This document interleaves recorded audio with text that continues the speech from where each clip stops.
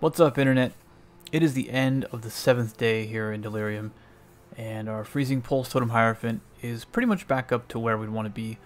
Almost caught up to the Holy Flame Totem character. We're level 88, and pretty much back up to the same level of map progression.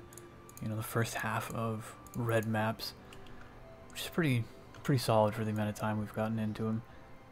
Skill tree, you know, same as usual. I'm still sticking to the medium cluster into small cluster. The large clusters don't seem to be that efficient for this build. I'm having a hard time even playing around with POB more, making it too valuable to go from a large into a medium. So we may wind up picking up a second large socket down here for a second medium run. I haven't sussed that out completely yet. But for now, I'm just sticking to the one curse cluster. Alice progression, we've gotten a little bit further since I last mentioned that, but not too much further since we've taken this time to level. And gear-wise, we've made some fair amount of upgrades here. You know, we've gotten some Puaharte's gloves from Temple Mod, some new boots. I would like to have gotten mana here, but my dex requirement's still a little bit touchy. This amulet was new. This was probably one of the more expensive items I've bought, other than the soul link. I think this was like about 1.5 exalts. And when I get the second level of projectile speed, projectile damage, we'll slap that on there. Our wands are still okay. You know, these are like 5 chaos. I think this one might have been 10. And that one 5. Otherwise, the pieces are about the same. But things have been going really well. I think I died once on this character, and it was just to a really terrible performance hit. I had a twinned factory or something, and it lagged really bad, and I just got killed to the combination of Delirium and twin bosses, basically, in my 1 frame a second. One thing we should talk about is that they released this 3.10.0e patch not long after I finished streaming today, and it basically has a second round of nerfs for Delirium difficulty, but it also has a bunch of, you know, reward improvements and quality of life changes. I have to say, I don't know if this second round of nerfs is really warranted. The first round of nerfs, you know, even after I got to play with it more, I felt like maybe it was already overboard in terms of nerfing the difficulty. And, you know, now they've nerfed a bunch more stuff. They've really nerfed the simulacrum. I think maybe the boss health one would have been justified prior to the 3.10.0d, but they cut the boss life another 50% in there. You know, they've doubled, I think more than doubled the amount of splinters that are dropping. They've done a lot of quality of life. Like, this was the changes they talked about, where the mist will stop moving when you're doing certain other league mechanics like Betrayal or Legion, Blight, and things like that. And some others will just add a bunch of time, like you know, red bestiary beasts, killing a metamorph for a harbinger, things like that. They also, the new reward mechanic is pretty nuts. Basically, for every, I think you have to hit the 3rd tier of the first reward, and then it adds a second layer of rewards that goes up concurrently. And then if you hit the 2nd tier of that, it adds a 3rd. I think you can get up to 4 tiers if you're really pushing it. And I hear some people are farming like really low level content, like Harbor Bridge, trying to push up to, like, you know, tier 8. It seems they might have to fix that. They also reduced, this is a good thing, they reduced the chances of getting some of the generic rewards. But with combination of all this other stuff, like, I don't know, it feels like maybe it's going to be a bit of a loot pinata. You know, there's still going to be chances for you to get killed, right? Like in anything in this game. Certain combinations of affixes and rare enemies and maps and things like that. You know, you roll on a Conqueror's map that has like a bunch of sextants on it with like Beyond and a tier 16. I'm sure you can get killed, but they went through and nerfed a whole bunch of other stuff here. I don't know. We're going to have to see how it plays out. This patch just came out like maybe in a couple hours before I started recording this. I figure we'll jump into... I haven't done too many maps since the patch hit. I figured we'd do like a fairly easy-ish tier 11. It's got a monster life buff. And we'll see how hard we can push. I put some sextants on here for like bodyguards and additional packs. So we should have even more monsters than normal. I don't know if a Conqueror is here or not. It looks like we got Metamorph too.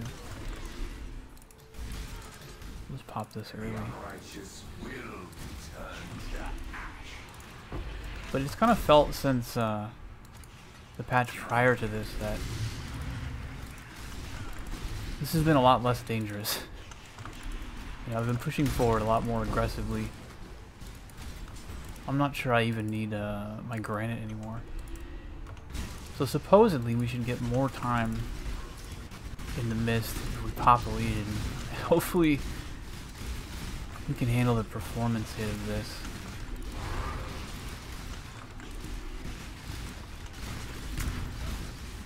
And prove to be a bad idea.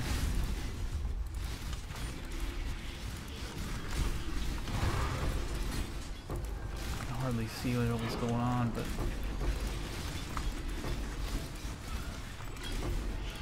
I don't know if we can stick around and loot is my question. I don't know exactly how it adds time.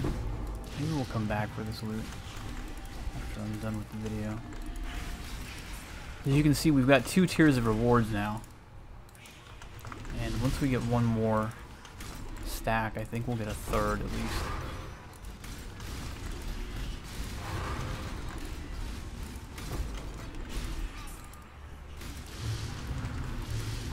But it kind of seems like, you know, at this point into a Delirium before 3.10.0D, we would have been pretty deep, right? Now see, there's our 3rd tier of rewards.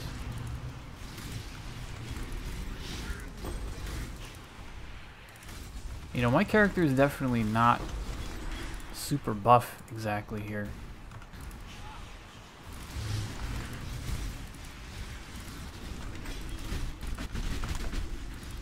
Part of that was my... Yeah, we didn't quite get here in time to finish the boss with fog on him, but...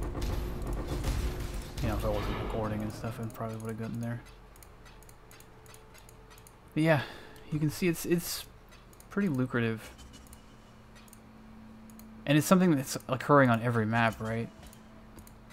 So, this is going to be pretty easy, I think, to get value out of now. And certainly a lot easier than it used to be. I still can't help but feel like maybe they went a little bit overboard due to how vocal I think some people, you know, Reddit basically, so we can pop our Metamorph too. Let's not spend too much time on this. So we can take a map, eh? Fossil seem alright.